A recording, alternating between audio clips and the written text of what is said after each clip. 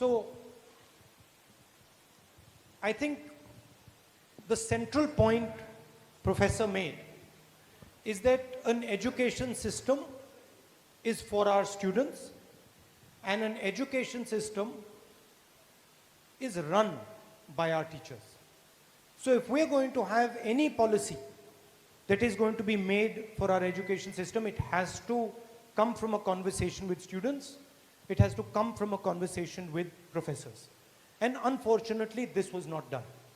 So if you don't do that, you will not get the right product. It is impossible for someone outside the education system to tell our teachers, our students, what is best for them. It cannot be done. So that's the first problem. The second problem is that they are centralizing too much power into the central government, into one institution. This is going to damage our education system. The positive side of it is that it is reasonably flexible on a number of counts. But it is a weapon to communalize. It is a weapon to push a particular ideology into the Indian system. And that is why I do not like it. Rahulji, very good morning. How to educate young minds to remove religion from the political discourse? Excellent question, please. Thank you. I don't think that you necessarily want to remove religion from the discourse.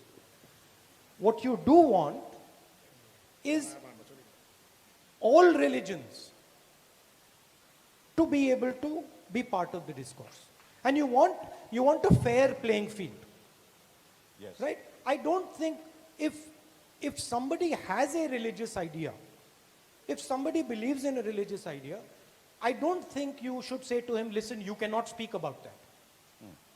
As long as all ideas are competing properly, without hatred, without anger, I don't see a problem with a conversation taking place.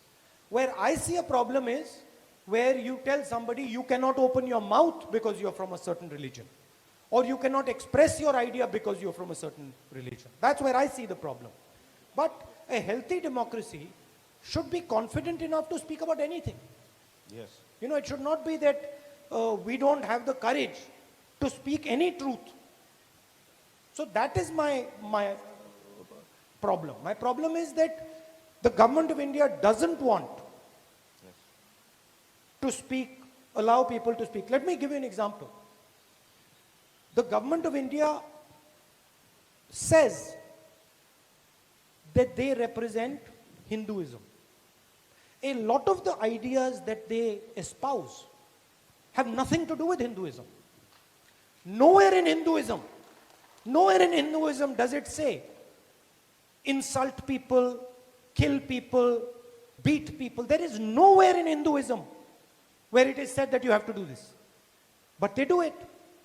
So, if you want to have a discussion on the true principles of a religion, they are very simple. All of them say the same thing. Christianity, Hinduism, Islam, Sikhism, they say the same thing. Treat the other person with respect. Treat the other person with love. Treat the other person with affection. I have never seen a religion that says, hate the other person, kill the other person. So that is the basic structure. Look, at the end, Professor said the right thing. The whole game is to steal. That is the game that is being played.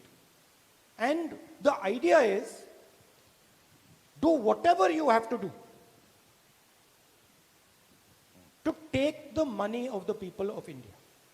You look at the farm laws, essentially the idea is, take what belongs to the farmers, take what belongs to the laborers, take what belongs to the small business, give them to the biggest businesses in the country. So that is what the real issue is.